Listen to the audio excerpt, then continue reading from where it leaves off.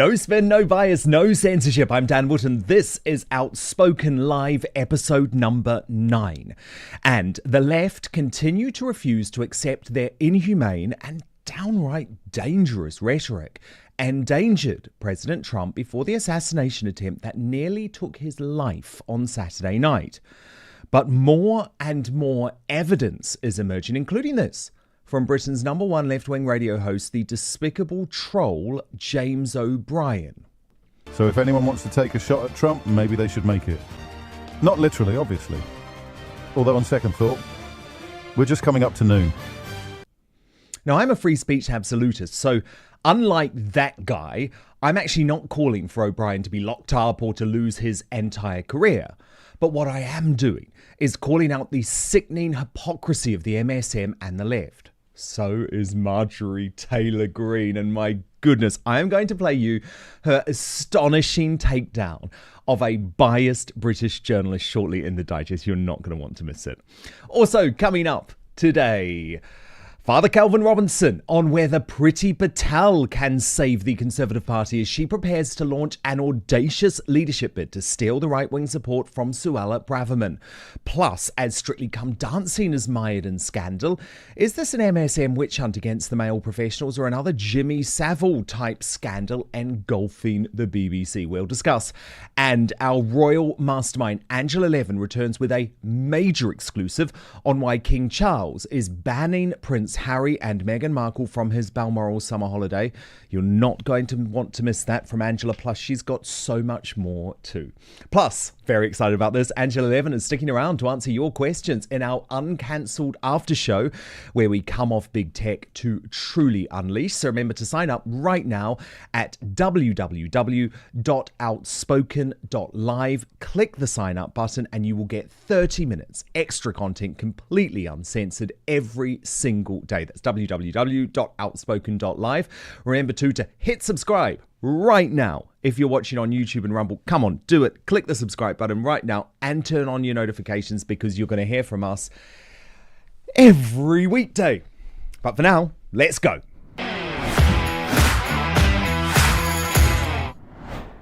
Predictably, there has been absolutely no reckoning on the left about how their despicable, heightened, violent rhetoric of bullseyes and Hitler and Nazi comparisons helped create an environment where Thomas Matthew Crooks nearly took the life of President Trump.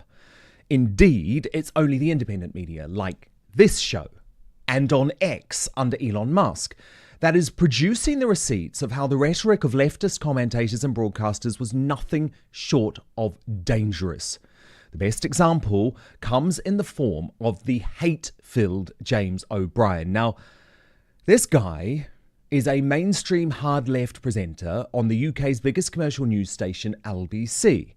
But just listen to the way he actively encouraged his millions of listeners to take a shot at Donald Trump with absolutely no blowback or pushback. Watch. So if anyone wants to take a shot at Trump, maybe they should make it. Not literally, obviously. Although on second thought, we're just coming up to noon. Now, it is genuinely astonishing that he was able to say such a thing with literally no consequences.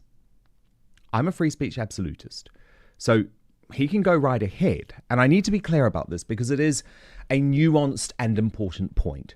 Today, I am not calling for O'Brien to be sacked. I just think his comments reveal the true character of the slime ball.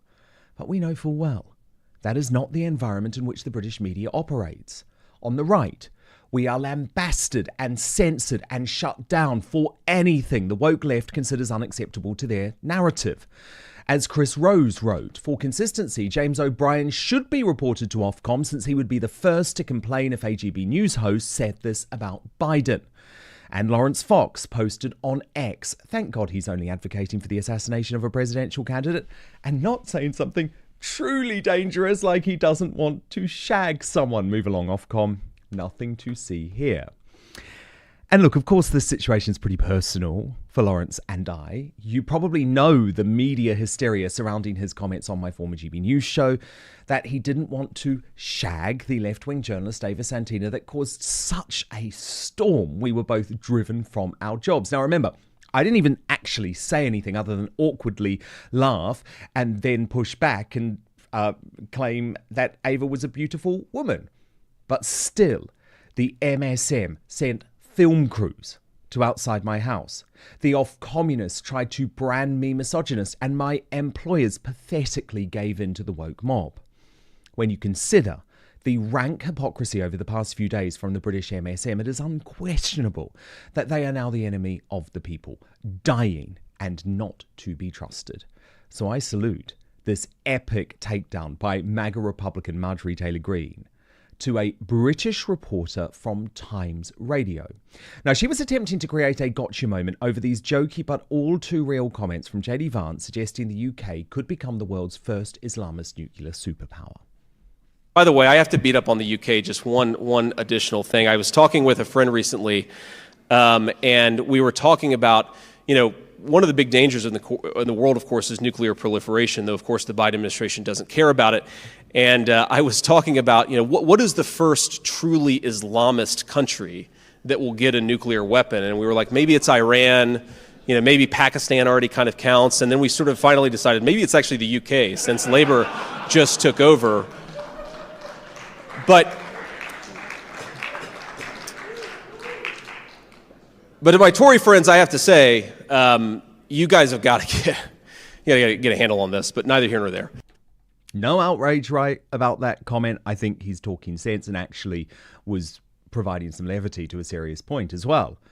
But Marjorie Taylor Green, she was not having any of the bull from the British MSM. This, what I'm about to show you, is one of the best media takedowns I've ever seen. So Vance, he said that the UK could be the first Islamist country with nuclear weapons under the new Labour government. Doesn't that paint a sour picture for relations with the UK?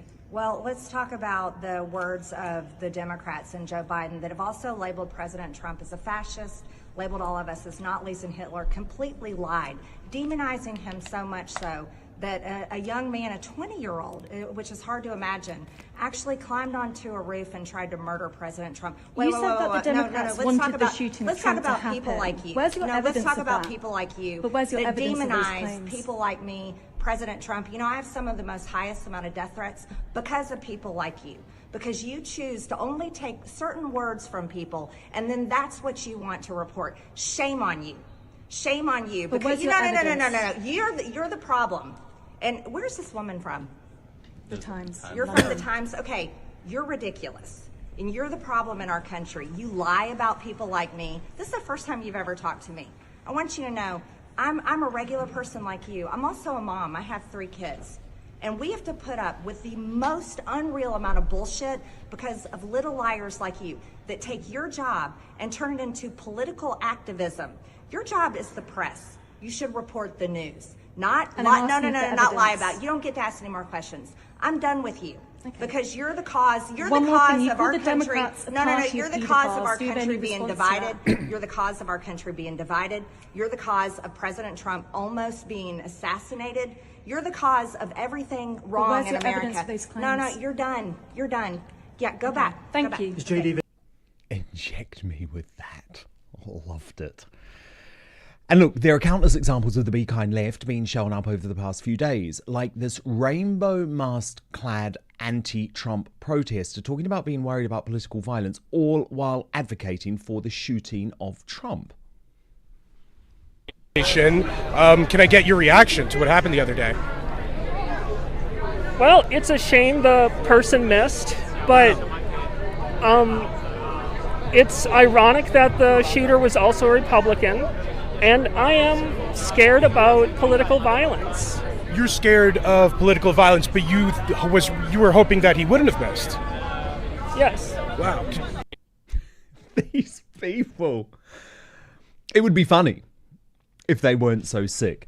And of course, Jack Black has turned on his Tenacious D bandmate Kyle Gass, who made this joke about wanting Trump to be shot dead on stage in Australia. Make a wish, Canada. Don't miss Trump next time.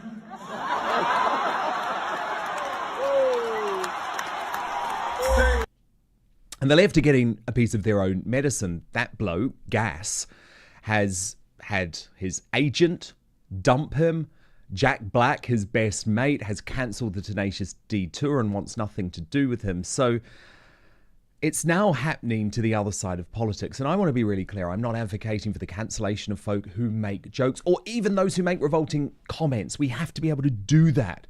But what I am saying is that the hypocrisy and bias in the MSM and political establishment over what is considered acceptable on the left and on the right is bordering on psychotic.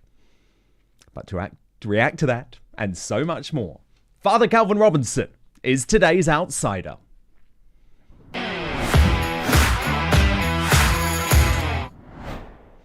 Calvin Robinson, this is such an interesting one, isn't it? Because can you just imagine for a second if you or I had half-jokingly called on Joe Biden to be shot and then there was an assassination attempt against him? We would be removed from polite society.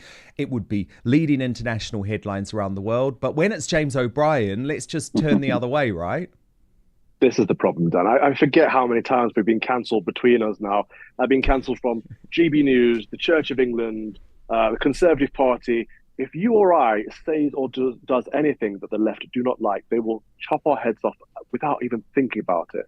But now the shoe is on the other foot. Now it's the left who are in trouble. And actually, I don't think we have to be as generous. I don't think we have to say, no, we're not calling for cancel culture. I think when someone like James O'Brien incites violence for the death of the leader of the previous leader of the free world, we should absolutely say, no, your job is gone. You cannot be in your job anymore. It's inappropriate for you to be in the media and calling for a politician of another country to die. It's outrageous. The double standards, they know no bounds. But the problem is the left do not care about their hypocrisy. All we do on the right is hold up the mirror and say, look, you're being a hypocrite. They don't care because they hate us that much. The thing is, Calvin, I would agree to an extent, but for me, it's about there being a level playing field. So what infuriates me is that, seriously, the left can act as if what Lawrence said on my GB News show was some sort of crime. And yet when O'Brien is saying something like that, it's literally just ignored. And we've seen loads of examples of this. David Aronovich, too, literally 2 weeks before the attempted assassination on Trump, suggested that Biden murder Trump. He's still on the BBC. He's still broadcasting on the BBC. Nothing has been done about him. It's because you're right. David Aronovich did suggest that something should happen to Trump. He said it's just a joke. But if we make those jokes, we're held to a different standard. So everyone should be held to the same degree. And they're not. You know, if you or I said something, Carol Vorderman would be quote tweeting us. There'd be a petition to get us taken off air, whether it's online or on broadcast media. It doesn't matter. They find a way. So to some degree, I think we need to play them at their own game. We need to start using their own weapons against them. And if the left cross the line that they would hold us to, we have to hold their feet to the fire. Calvin, we've just got a problem with your video link. So what I'll do is get you to come back to us. We'll call you back. And in the meantime, I want to talk to you about why it's so important that I'm independent, because I'm only ever going to tell you about products that I use and truly believe in and think can improve your life. So that's why I'm so delighted today to tell you about Verso. As you may know, I have entered my 40s and the importance of staying healthy as I age has become really critical to me. So after a very stressful year, I've decided to focus on prioritizing my health so that I can stay as fit and sharp as possible while living a good life and still being busy and engaged. I now exercise virtually every day and take my nutrition seriously with the 16-8 fast, but that only gets me so far. Scientists like David Sinclair have proven we can now reverse aging with interventions that go beyond healthy habits. So for me, I wanted a product that I knew would enhance everything I was already doing that is backed up with solid evidence. So that's why I use Cellbeing by Verso. It has scientifically proven ingredients that fight the effects of aging by increasing NAD+ levels. That's the stuff that powers every cell in your body. Now, I've been taking the product for a number of months now, right at the start of my day. It has genuinely been transformative. I've found fasting easier and I've actually lost fat too. The team at Verso tell me that the reason I'm eating less is due to the product's blood sugar regulating effects, which leads to fewer cravings. And I'm sleeping better, waking up with more energy too. It's taken years off my life. The good thing is Verso actually publishes third-party testing from each batch produced, so you are guaranteed to get what you pay for. Now, I'm very excited to say that to mark the fact that Verso is the first sponsor of Outspoken, we are giving you an amazing offer. If you head now to buy.ver.so/outspoken, you'll save 15% on your first order. You just have to use the coupon code Outspoken. So remember to enter Outspoken. I'll put that link up, by the way, right now in our YouTube and Rumble descriptions. But to repeat, that's buy.ver.so/outspoken. Use the coupon code Outspoken. And now back to the show, and hopefully we can see and hear Father Calvin Robinson now. Yes, there he is. Sorry Good about that. stuff, Calvin. No. Absolutely fine. But look, I just don't know, Calvin. I just don't know about this one, because when it comes to James O'Brien, what I want him to do is start reflecting on his own rhetoric and stop calling for other people to be cancelled, I guess. I'm with you, but unless there are consequences to his actions, he's going to continue. And I get where you're coming from as a free speech absolutist, but even free speech absolutists say that incitement to violence crosses that line, right? You can't yell fire in a crowded theatre. And that's what James O'Brien has done. That's what David Aronovich did. This is what the left are doing now. They're actually calling for incitement to violence. So they've crossed that Rubicon. They're no longer advocates of free speech, even if they proclaim they ever were. And so we have to give them some kind of consequences. Otherwise, there is never, ever going to be a level playing field between the left and the right. But there isn't, though. There isn't. I mean, the fact that the BBC allows someone to continue presenting a show, even though he has called on the current president of the United States to assassinate, murder the former president of the United States. Then it actually happens, nearly, at least there was an attempt on the life of Trump. Still, the BBC has said absolutely nothing. David Aronovich is not excluded from polite society. It will be the same thing from LBC. So actually, when you look at what happened to you, to me, to Lawrence Fox, to Mark Steyn, it was actually all about trying to stop the development of a genuine media ecosystem in this country that embraces conservative views and embraces the right. I do think, Calvin, though, they've made a mistake, because actually it was much safer to have people like us as part of sort of the controlled opposition tent at GB News. The reality is now is that honest folk are realizing they're not going to get on any honest reporting from the mainstream media, and that's why they're turning to alternative news sources, including Outspoken. This is the thing, isn't it? It was never actually about what we said. On the right, it's never been about what we said. Lawrence Fox said something a little bit crass. He got fired, you got fired, I got fired, whatever. It wasn't the words, it was who said it. They have a problem with us. We on the right tend to see the left as wrong. The left tend to see the right as evil. But the problem is their actions are evil, and there's no self-reflection there. The clip that you showed of the purple-haired person with the rainbow flag face mask on, who was saying, "I don't want political violence, yet I'm sorry that the shooter missed." They do not see the hypocrisy. It's cognitive dissonance. No, they don't. They don't. And it's really funny, actually. Sophie Ridge, who's one of the main presenters now on Sly News, used to be a colleague of mine in a former life. And when I criticised her very softball interviews with Slippery Starmer over the course of the election campaign, she messaged me. She clearly wasn't very happy about it. So when David Aronovich posted that tweet, I immediately sent it to her and I said, I'm assuming you're going to want to lead your show on this. And that was because, Calvin, I don't know if you remember, but the day that everything happened with me and Lawrence at GB News, Sophie Ridge had actually hosted Gordon Brown, the former Prime Minister, on her show, and had decided that the most important issue of the day was Lawrence Fox and Dan Wootton, where Gordon Brown said they should not ever be allowed to broadcast in the UK again. Do you think Sophie Ridge and Sly News commented on those despicable threats by David Aronovich to the life of Donald Trump at all? Of course they didn't. I've not seen them comment on it at all. James O'Brien's only getting attention on social media. This is the problem. It's not about what's said, it's about who's saying it. I've often been accused of, people saying it's not what you say, it's how you say it. Again, it's not what you say, it's not how you say it, it's the person speaking. They hate the right, they want to cancel us, they want to silence us.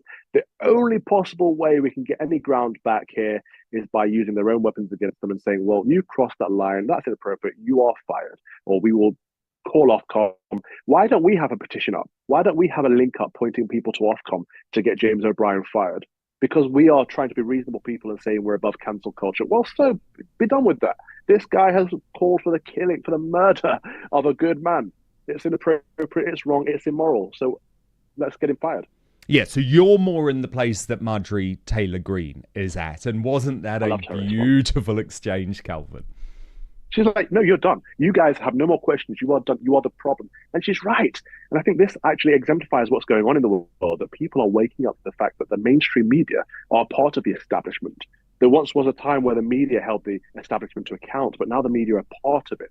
I think COVID exacerbated that quite a bit when, governments were giving massive backhanders to the mainstream media in order to stick to the approved narrative through the trusted news initiative and things like that. But the public are waking up and politicians are waking up and saying, well, if you guys are going to paint us as the bad guys all the time, why would we give you the time of day? It's not worth it. You talked about when we all had our issues with GB News. When I left GB News, I invited Sky News into my sitting room because they said, can we have a chat with you? So I invite them in, and what do? They try to get a gotcha moment of, are you a misogynist like your friend Lawrence Fox? Do you stand by Lawrence Fox's words? I'm like, I can only stand by my own words.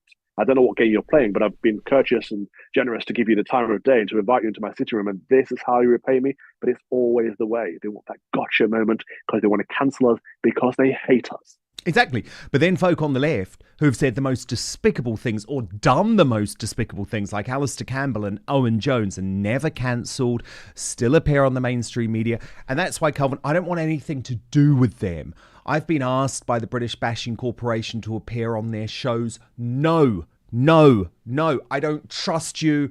I don't want to be part of that ecosystem anymore. We have to create our own. And that's what I hope that I'm doing here. And I know you're doing the same thing with the brilliant Fox and Father. But look, Calvin, big developments on the political front overnight. Can the Conservative Party be saved? The jury is out in my book, but Priti Patel, the former Home Secretary, a woman I like a lot, is planning to announce to be Tory leader. This was a fascinating photo she posted today, Calvin, looking very prime ministerial and toned before the King's speech. Do you think Priti Patel could be the answer, Calvin? That's a difficult question. Could she be the answer? I'm not sure. Could she win it? Yes, absolutely. The membership love Priti Patel. Parliamentarians mostly like Priti Patel. She's far more reasonable and seen as a bit more moderate than people like Suella Braverman. So she has a bit of a higher chance of winning it. But could she save the party? I'm not sure. We saw that she was very much aligned with our principles on things like immigration when she was as Secretary of State, but she wasn't able to get anything done. And so what's her track record? That's the problem. Saying good things is all great. Having good rhetoric is well and good. But unless you can actually follow through, what's the point? Yeah, I mean, look, the issue with Priti is that she had the full force of the blob against her. Do you remember when she was in the Home Office and there was that ludicrous campaign to try and claim that she is a bully? Thank God Boris Johnson stood by her. I know this woman. She's delightful. If there's one thing that Priti Patel is not, it's a bully. I think you're right. I think the whole idea here is to undercut Suella Braverman. I will tell you, I've got a lot of insight into this. I know both women, but there is no love lost between them. Even though they are politically aligned, they're quite similar. They're both former Home Secretaries. They have similar backgrounds. They dislike each other. So mark my words, this is about Priti trying to say, look, you don't want horrible Suella, but you need a right-wing MP, so I'm the more palatable option. The Conservative Party MPs who are currently believing that there's any chance that the members might vote for a Tom Tugendhat or a Victoria Atkins are delusional. And this is the problem, actually, that we saw this last time around. The right side of the party was split. It was split between Kemi Badenoch and Suella Braverman, and what we ended up with was either Liz Truss or Rishi Sunak. And we might end up in a stip where I say I'm no longer involved because they've expelled me as a member, so I won't get to vote. Yeah, but another problem appears. It might end up in the same situation. And you're right, there is a problem. I've been expelled. Carl Benjamin's recently been expelled. Ben's been expelled. Connor Tomlinson's recently been expelled. So if they're getting rid of all the people on the right of the party, who's going to be left to vote for the leadership? I know, that is the worry. It is a huge concern. However, they're expelling the high-profile folk like you, which is absolutely outrageous, and CCHQ need to be blown up. However, the rank-and-file grassroots still will never go for a Tom Tugendhat or a Victoria Atkins. So I have a good feeling that if Priti Patel makes it to the final two, she will win. Of course, my big question is, what about a deal with Reform UK? She's got a good personal relationship with Nigel Farage, but how is she going to tackle that? Because that is the fundamentally most important question now for the Conservative Party. Because if they think, Calvin, that they can win the next election while battling Reform UK, they are kidding themselves. I agree. And I think we need to be clear. You said CCHQ needs to be blown up. I agree with you. Metaphorically, of course, it needs to be demolished from the inside out, just for the context of our previous conversation.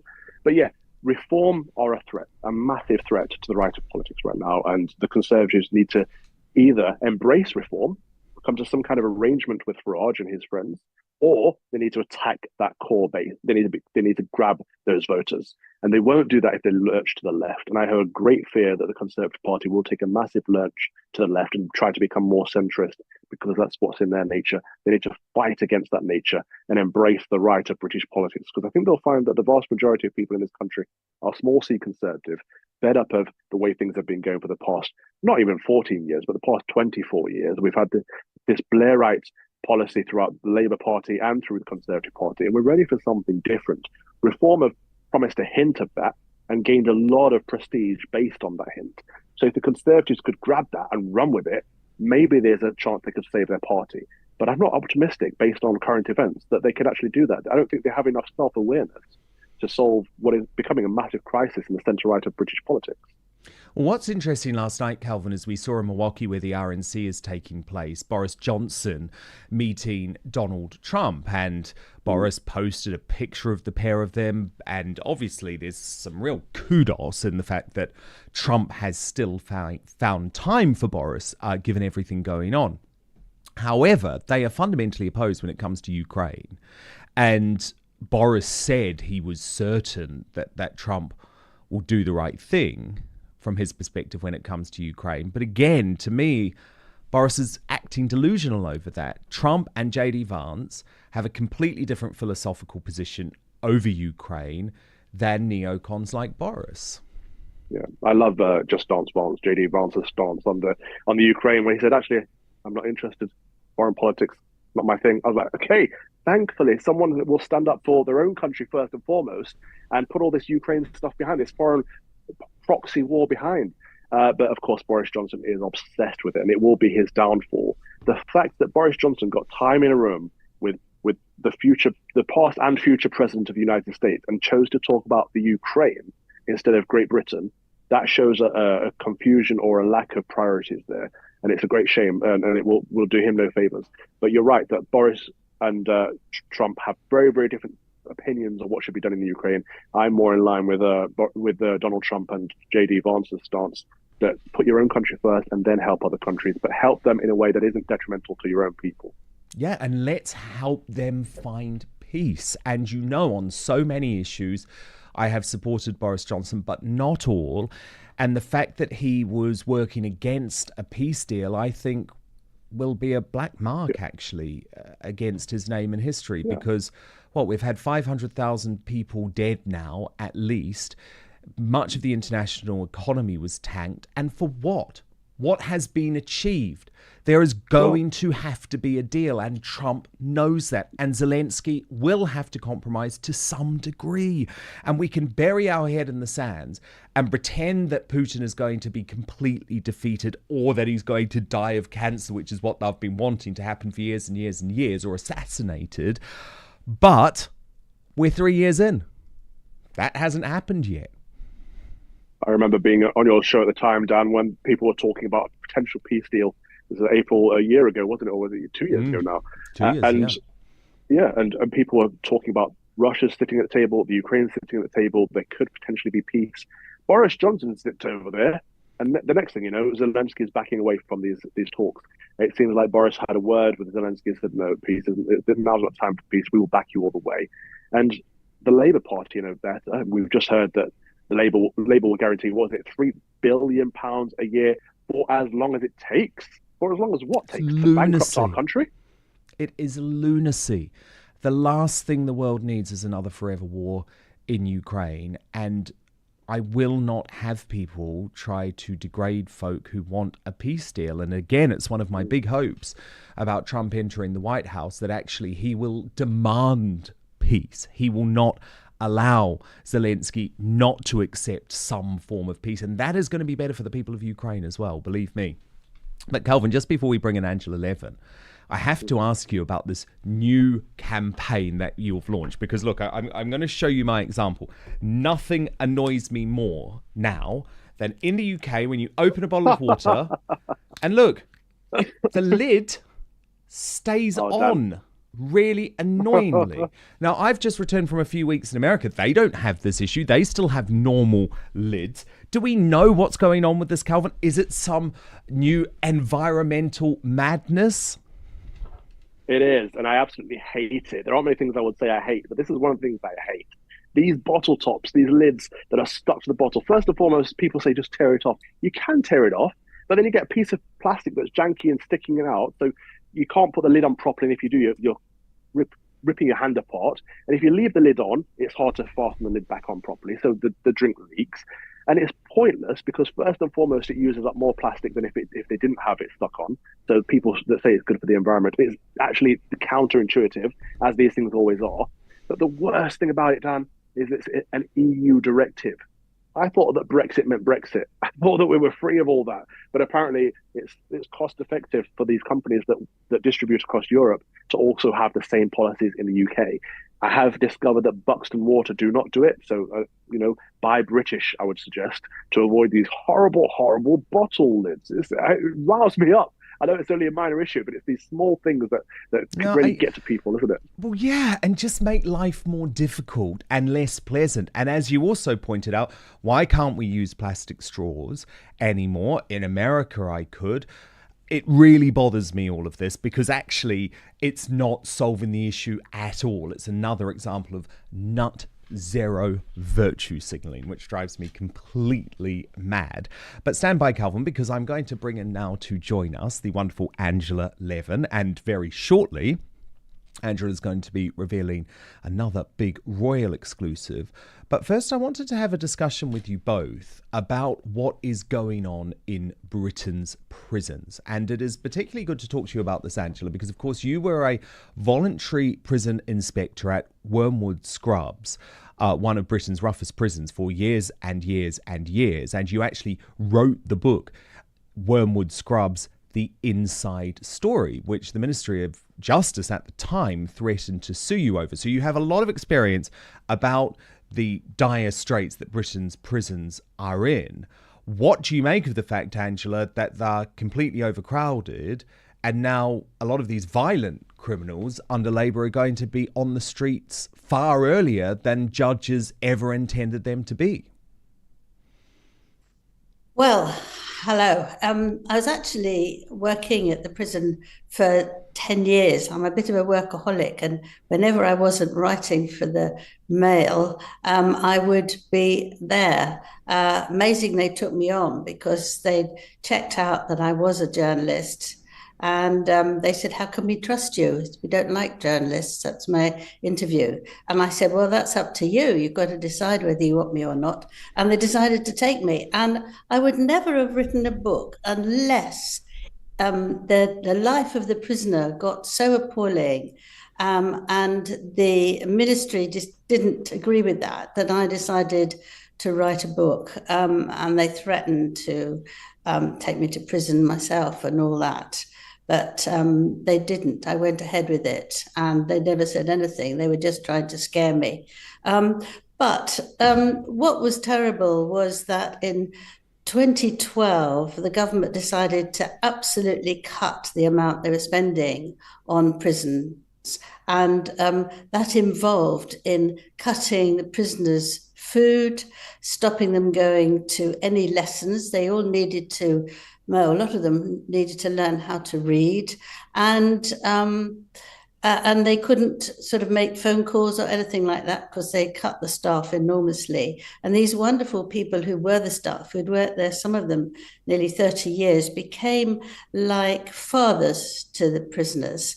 And this was fascinating because most of them who created the biggest noise and were very difficult had never had a father to look after them. And these guys tried to do something instead, and it was working very well. But because they had a decent amount of money, they left. They were sent away, sacked, and they had very, very young people who had a 10-week lesson. And after that, they were put in a prison, and they were very, very scared of the prisoners.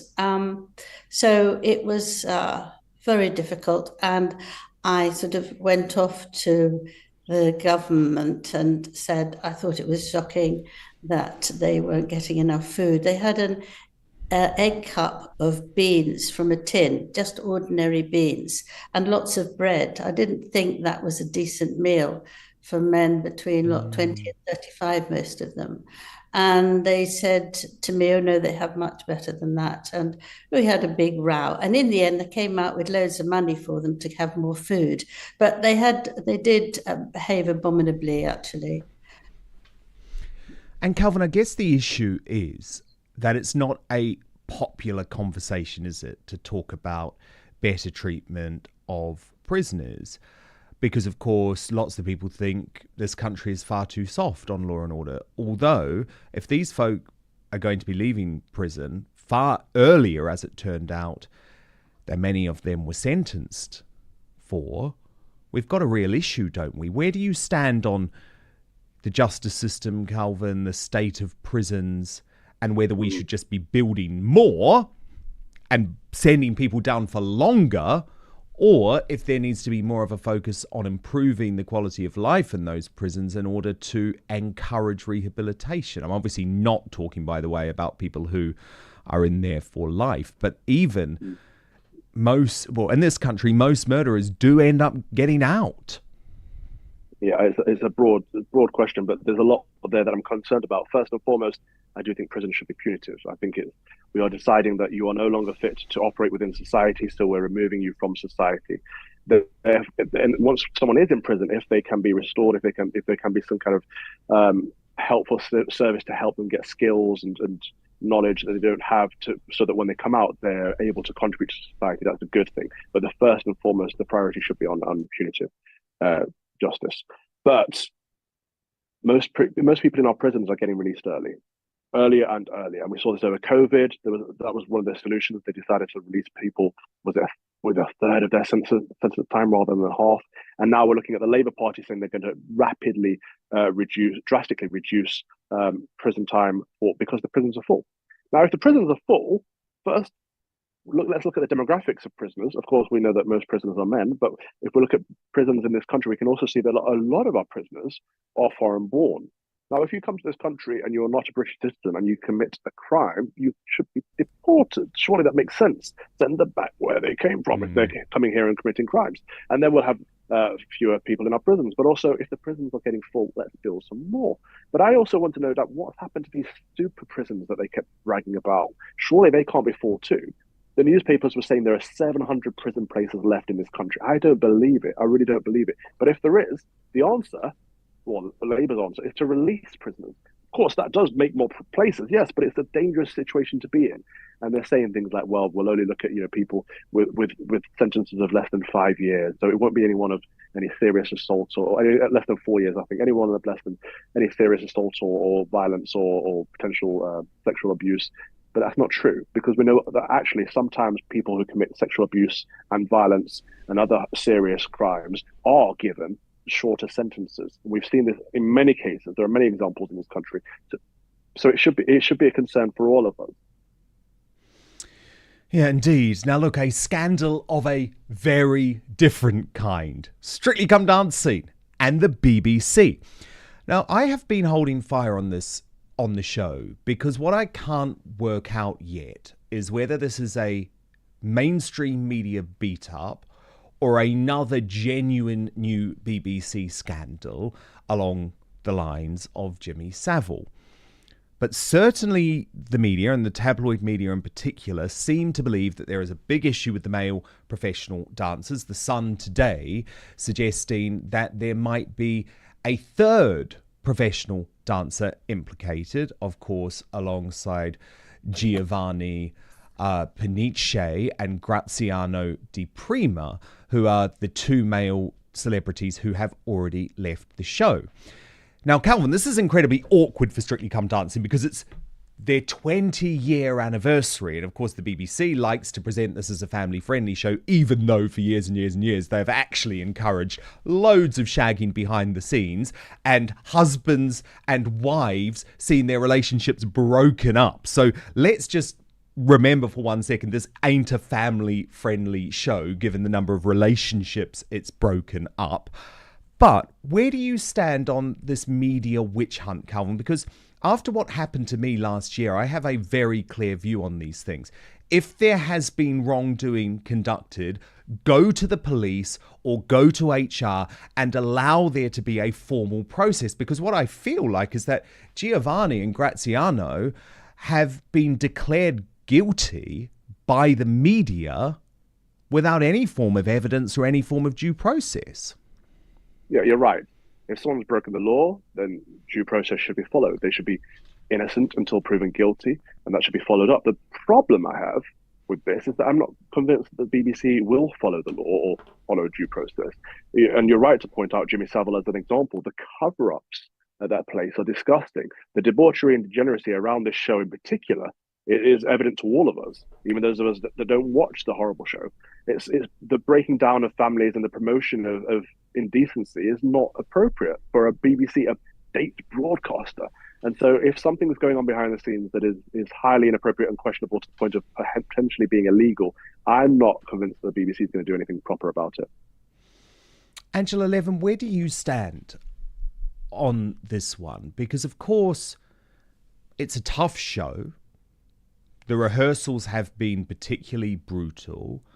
But at the same time, you've got women like Zara McDermott and Amanda Abbington who claim that actually they were improperly treated during the rehearsals.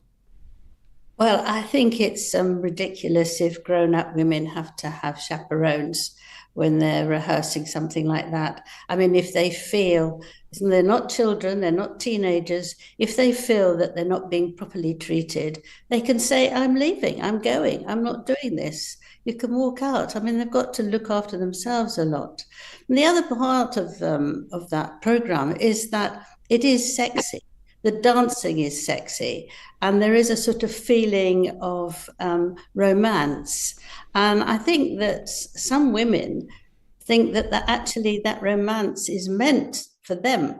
What it is really is that most of these guys are trying to do as much as possible that it looks very romantic so that they win and they get rich and all that sort of things.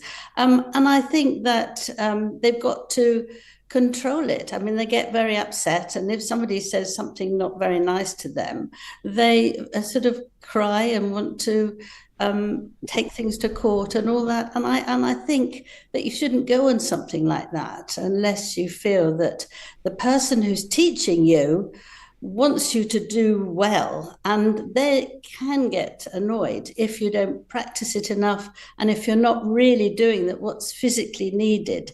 And I think the tension there is very high, but you have to split what it is. It's because somebody wants to do very well. Maybe they have been badly behaved, or maybe they shouldn't actually fall in love with each other. These things happen in all sorts of areas where you're surprised about them. But I think you also have to be a woman who can stand up to yourself. Yeah, it's an interesting one, isn't it, Calvin? Because is it snowflake culture pervading a reality show like this, because we never had these complaints in the early days of Strictly Come Dancing. Yes, there was lots of shagging going on, but there was never any claim of violence or bullying. At the same time, I've spoken to people who are close to Amanda Abbington, for example, Calvin, who insist that the behavior was completely inappropriate. And of course, people should not be physically abused during a show. I mean, of course, that goes without saying. But I look at what Zara McDermott said when she left Strictly Come Dancing, and she thanked Graziano and said he'd been the most amazing partner to her and that he loved working with her and she loved all of his passions. So is this almost another example, Calvin, of offence archaeology? Getting really worried about something that happened years and years and years ago, which actually was just you didn't get on with your dance partner during a dance show. Big deal. Perhaps, but I think Angela makes a very good common sense argument that actually, if you don't like it, then leave. Like, you don't need to be there. Yeah, which Amanda Abbington did, in fairness, and that's why I give her more credit, because she is the only one that quit midway through the series, which makes me think that maybe her complaint has some more merit. Yeah, I do worry because, of course, we do need to listen when people say they are being abused or something dodgy is going on. At the same time, we can't assume that someone else is guilty. So there has to be, the BBC needs a transparency process. They need to have some kind of system where these things are reported. But come on, we know there's no transparency at the BBC, Calvin. Well, scandal after scandal. Jimmy Savile, Martin Bashir's interview with Princess Diana, Hugh Edwards, the list goes on. The BBC doesn't do transparency. They do cover-ups. I guess the big question is, it's been 20 years. Is this just the time to axe this show now? It's past its prime. The viewership is tumbling. It's broken up enough marriages. What do you both think? Do we think Strictly Come Dancing after 2 decades needs to shimmy off to the left? I used to love watching it because it was fun and nice, and especially to see how people improved each installment. But on the other hand, now they don't get very famous people. I don't know who they are, so I'm not interested in the same way. And that people I've never heard of most of the time. And I think that it's probably enough. I think you should finish it without it getting too much of a fight. And I think there is going to be a lot of mess and not understanding what's going on, or not saying that sorry that it should have happened. I think they should start again with some other sort of dancing thing and leave this behind now, because it's not very tasteful. Last dance. Dan, you've highlighted a bigger problem here, in that the BBC is its own watchdog. They are their own Ofcom, and they are biased and corrupt. And I think actually, forget Strictly, it's time for the BBC to end it. It's time for the BBC to defund itself. Well, that's where I'm at. And Calvin Robinson, that is a great note to say thank you very much, and we will speak next week. But Angela Levin, you stand by, because it's now time for our Royal Masterminds.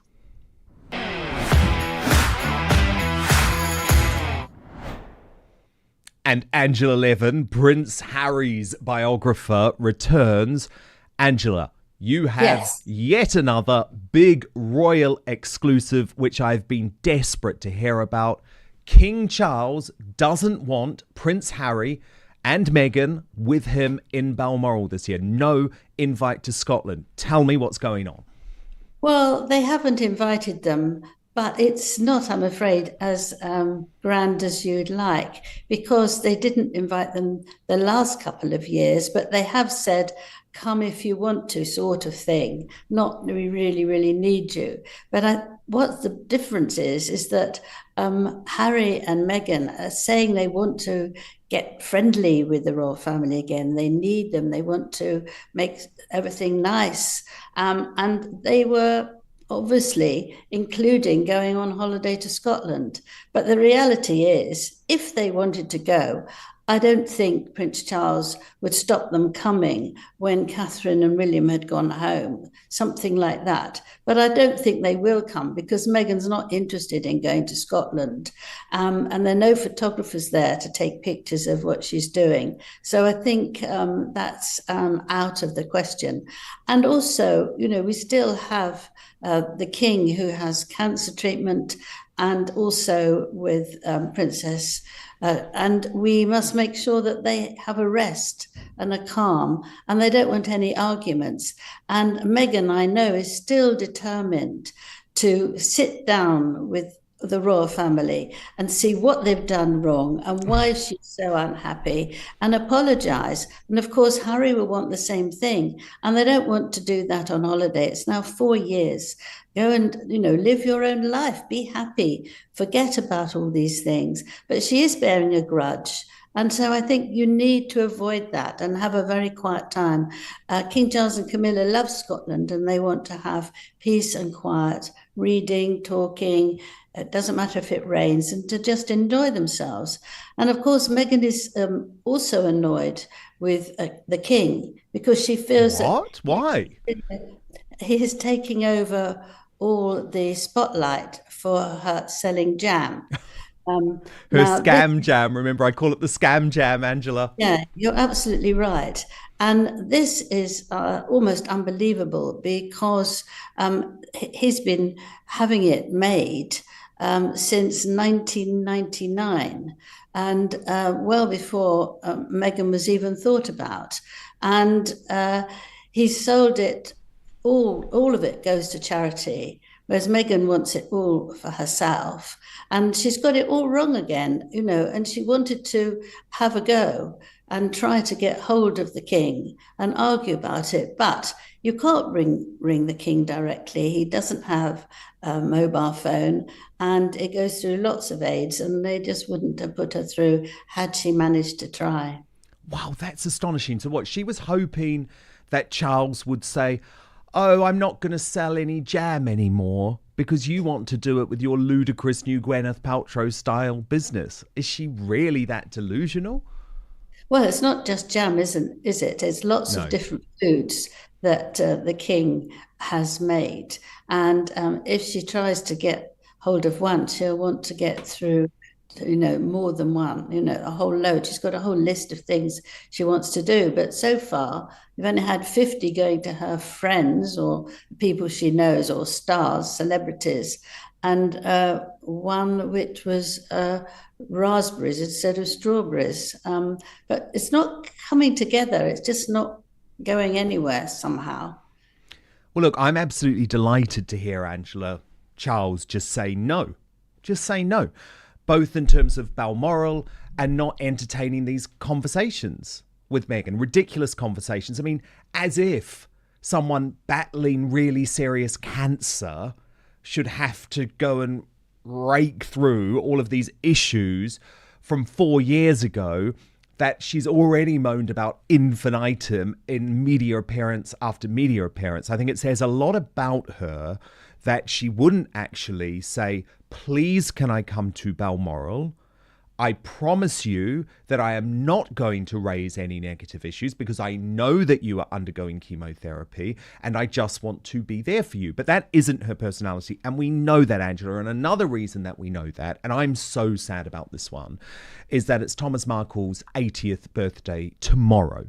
He is Meghan's beloved father. Until she met Prince Harry, she used to praise her dad as one of the biggest influences in her life. And remember, for much of her teenage years, Doria, her mum, who she adores so much, wasn't there. And it was Thomas who was doing all of the day-to-day raising of her. It was Thomas who was paying for her university fees. Now he is an elderly man. He is recovering from a serious stroke, which has taken away his ability to speak properly. All he wants is to see her, hear from her, and to meet his two grandchildren, Archie and Lilibet. But you're hearing, Angela, that she's not going to reach out on Thomas Markle's 80th. I think that's a tragedy. You see, she can't give in. She wants to win. But if only she could just do it 80th birthday. They're not going to do any harm, a parent of that age. And he longs to see his grandchildren. He hasn't seen them. He hasn't met Harry. And I think it's really, really unkind. If she could just let go and do that. I don't know why she's got such hatred for him and won't have anything to do with him, because she has, as you say, felt very much very close to him for years when she was a teenager. And she said that, he's been wonderful to her. So none of us know what it is. Parents aren't perfect, as we all know. We have failures, and she should be forgiving. She talks a lot about that, humanitarianism and all that sort of stuff. But really, that begins at home, doesn't it? It does. It does. I just think it's unbelievably cruel. So do I. And do you remember when Harry said, oh, well, Meghan doesn't have a father anymore? No, she does. She does. Thomas Markle is about a 2.5-hour drive. You just need to hop in your car and go from Montecito to Rosarito. That's it. Do it tomorrow. Do you really want the next phone call to be your dad has passed away and to live with those regrets forever? Do you really want to justify to Archie and Lilibet that you didn't allow them to meet your own grandfather, a man who's very accomplished in his own right, who won Emmy Awards? I mean, honestly, it really upsets me because he was a good dad and the Markles are a good family. I know that sometimes they can be a little bit edgy, a little bit controversial. I love that, but I know they care about each other and they love each other. And of course, Angela, it's in direct contrast to the celebrations for Camilla, the Queen, who has turned 77 today. And my goodness, what a way to spend it. We've got some incredible pictures of her at the state opening of Parliament. Now, look, this is the last way, right, that she would want to celebrate her birthday. And she's injured as well, Angela. Yes, she twisted her ankle yesterday, or she got her foot caught somewhere. But today she didn't have a bandage on. So she was obviously feeling much better. She just was very careful when she got into the carriage and got out of the carriage. But otherwise she was fine. She's remarkable, really, because she laughs about it and says that, she was in her mid-50s when she started to work, and everyone else was retiring, all her friends, and she was just getting going. And the more she's done it, she said to me, I wrote her biography too, was that the more she did, the more she wanted to do. And she's done marvelous things that people wouldn't often to do, like domestic violence and all that, and helping children read. And she's also, you can see that she's absolutely wonderful with the king. He really needs her. And just as they were coming out of the Abbey and walking, he looked round because she wasn't right with him, because he obviously came first with his trail. And, she rushed. It was a very fast movement of 2 or 3 steps and held his hand. And it seemed calmer. Everything was fine. And I thought it was lovely. I mean, they are very close. They understand each other tremendously well. And she doesn't mind if she's got wrinkles. She says people have to take her for what she is, which is interesting to know. And I think she's a role model for women who are over 50, because she says, you don't have to finish, you don't have to end. Not that we're all going to find a king somewhere who can afford to keep us in amazing life, but that you can change your life. And if anyone has shown an example of that, it's her. Indeed it is. And look, I've softened to Camilla in recent years, but I have to be completely honest, because I always am, Angela. I am one of those people who did have concerns about Camilla, especially becoming queen. I felt a huge amount of loyalty to Diana, and I didn't like what went on with her in the marriage. However, she has done a really good job. And I just wanted to show you actually this little moment from yesterday, because it shows how protective Charles is of Camilla. So it was absolutely bucketing down with rain on their engagement. And he becomes absolutely furious because she's trying to hold the umbrella to save herself from getting wet, and there's no one there to help her put her jacket on. And look at Charles erupt in this moment. A raincoat, isn't it? It's a raincoat. Yes.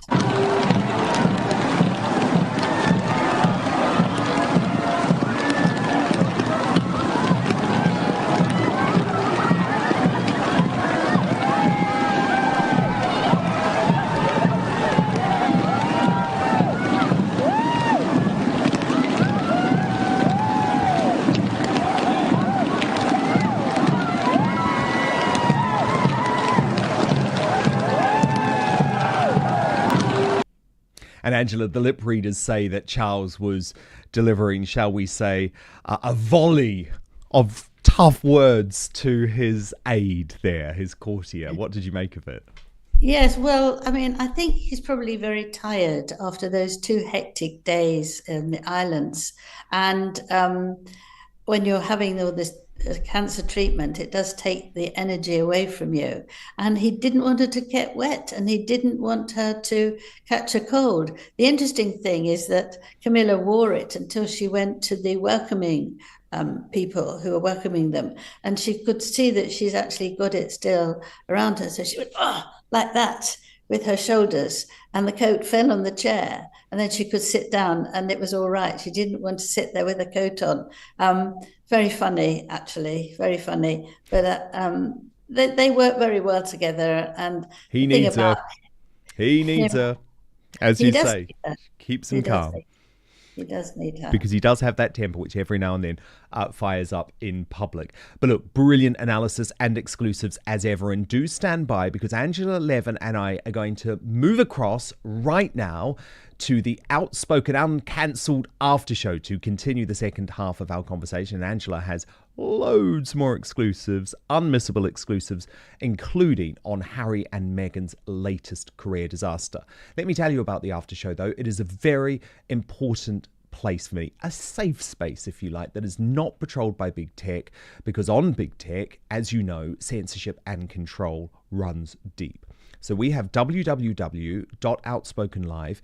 It is our membership section. For just £5 a month, that's it, £5 a month, you get an extra half hour of exclusive content every single weekday. I also offer Outspoken members the opportunity to come on the show. We have our roundtables where we debate the issues of the day. So at this stage, what we do is come off YouTube, we come off Rumble, we move to our own platform, www.outspoken.live, and Angela Levin is going to answer your questions there. Do sign up. Hope to see you, though, back tomorrow at 5 p.m. UK time, midday Eastern and 9 a.m. Pacific. Do remember, if you are watching on YouTube and Rumble, to subscribe. Hit subscribe right now. Turn on the notifications, because you'll get alerted to all of our new content. I'll see you on the after show, but most importantly, I promise to keep fighting for you.